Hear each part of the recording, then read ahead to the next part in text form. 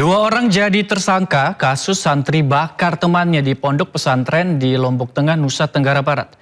Kedua tersangka merupakan pemimpin pesantren dan santri yang membakar keempat temannya hingga salah satu korban meninggal dunia.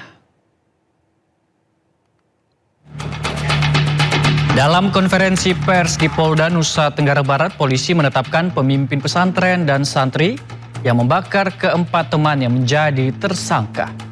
Penetapan kedua tersangka dilakukan setelah polisi mengantongi alat bukti cukup melalui serangkaian penyelidikan. Mulai dari pemeriksaan terhadap 20 saksi, olah tempat kejadian perkara, hingga hasil visum dan rekam medis korban. Meski sudah menjadi tersangka, pemirsa, keduanya belum ditahan karena santri MR masih di bawah umur dan baru dikenakan wajib lapor. Sementara pimpinan Ponpes dalam kondisi tidak sehat sehingga pemeriksaan diundur. Dua orang ditetapkan sebagai tersangka. Yang pertama adalah MR yang merupakan anak yang berhadapan dengan hukum dan AMR. Kemudian khusus tersangka anak, penyidik telah berkoordinasi dengan Balai Pemasyarakatan Babas berdasarkan rekomendasi yang diberikan. Yang bersangkutan masih berstatus pelajar, bersikap kooperatif, serta memperhatikan prinsip perlindungan anak. Maka dikenakan wajib lapor selama proses. Sementara itu, kasus pembakaran di Pondok Pesantren Rosudatus Saulatiyah Al-Ibrahimi, Lombok Tengah, Nusa Tenggara Barat memasuki babak baru. Korban dan keluarganya mendatangi kantor Lembaga Perlindungan Saksi dan Korban atau LPSK meminta perlindungan. Yang punya sari, yang anaknya punya sari punya asar. Kita ambil gambar itu ya. atau ini naik juga.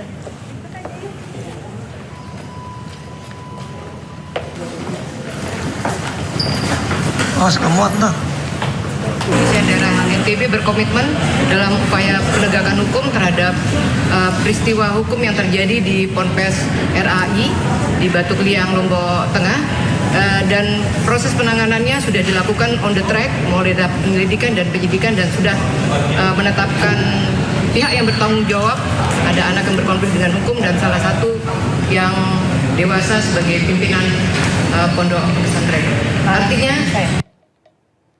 Kasus hukum pembakaran anaknya mandek, orang tua santri asal Lombok Tengah, korban pembakaran di pondok pesantren menangis di hadapan anggota DPR RI Komisi 3 di Jakarta. Sang ibu menceritakan penganiayaan anaknya dibakar hidup-hidup pada November 2025 lalu.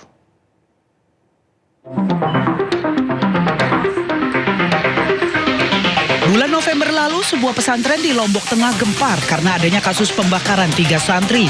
Naas, 1 dari 3 santri meninggal dunia telah menderita luka bakar sebesar 80%. Orang tua korban yang melaporkan ke polisi menilai kasusnya tidak berkembang, sehingga bertolak ke Jakarta untuk bertemu dengan anggota DPR RI.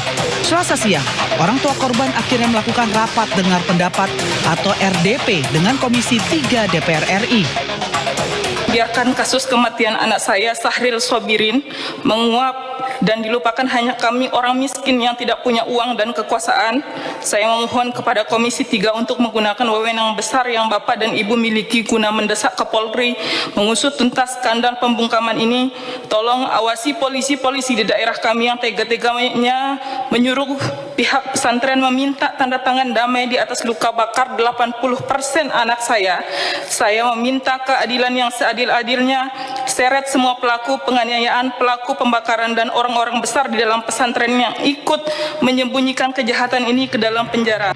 Syahril diduga menjadi salah satu dari 3 korban pembakaran oleh kakak kelasnya pada bulan November 2025 lalu. Sementara itu, keluarga korban sudah melaporkan ke polisi, tetapi keluarga pelaku pembakaran menawarkan surat perdamaian. Selain ke DPR RI, ibu korban pun meminta bantuan ke Presiden Republik Indonesia melalui surat terbuka. Tim Liputan iNews melaporkan. Ya pemirsa, lansia penjual labu yang utangnya ke bank membengkak dari 500.000 menjadi 70 juta rupiah. Kembali datangi Mapolres Jombang. Ia berharap polisi bisa membantunya lepas dari jeratan utang bank.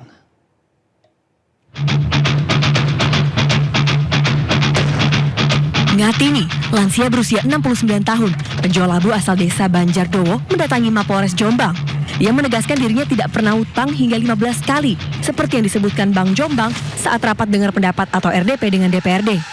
Dalam RDP disebutkan, Ngatini berutang yang pertama sebesar 12 juta dan yang terakhir sebanyak 2 kali, masing-masing 70 juta.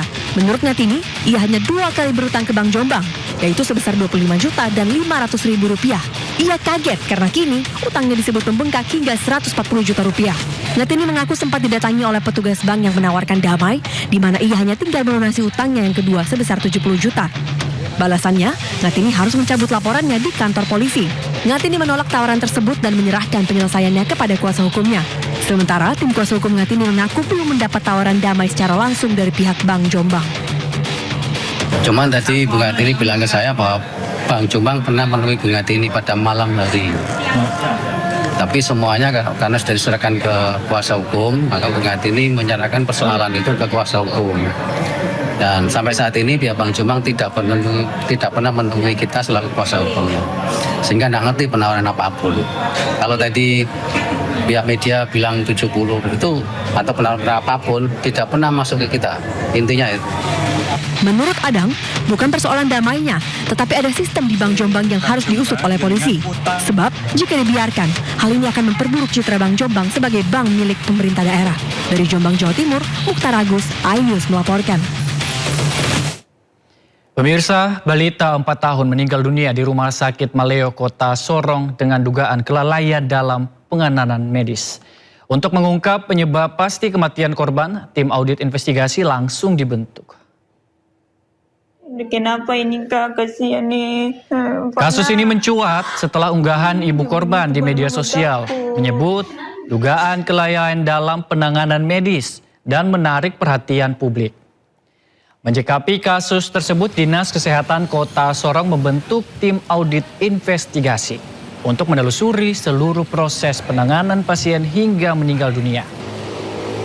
Tim audit melibatkan dokter spesialis anak, akademisi, dan tim hukum agar proses pemeriksaan berjalan secara menyeluruh dan objektif. Dinas Kesehatan memastikan audit dilakukan secara menyeluruh sebelum hasilnya disampaikan kepada masyarakat. Dengan dinas tadi sudah ada dilakukan koordinasi. Iya. Kemudian dari dinas dengan rumah sakit sedang melakukan investigasi tadi. Iya. Untuk hasilnya menunggu. Jadi nanti dari rumah sakit dan dinas sudah nanti dari hasil investigasi baru nanti di selanjutnya. Oke. Baik. Tim audit sudah barang tentu yang pertama dari kami Dinas Kesehatan sendiri, kemudian dari dokter-dokter spesialis karena kasus ini adalah kasus anak, oleh sebab itu nanti dokter spesialis anak akan kami libatkan. Oleh sebab itu kami butuh waktu untuk diaudit. Kami mengaudit, mencari tahu semua, ya mulai dari awal dia datang sampai pada saat dia meninggal. Ada tenggat waktu tidak Bu terkait dengan audit ini? Kurang lebih harus diberikan kesempatan kepada kami sebulan. Oke.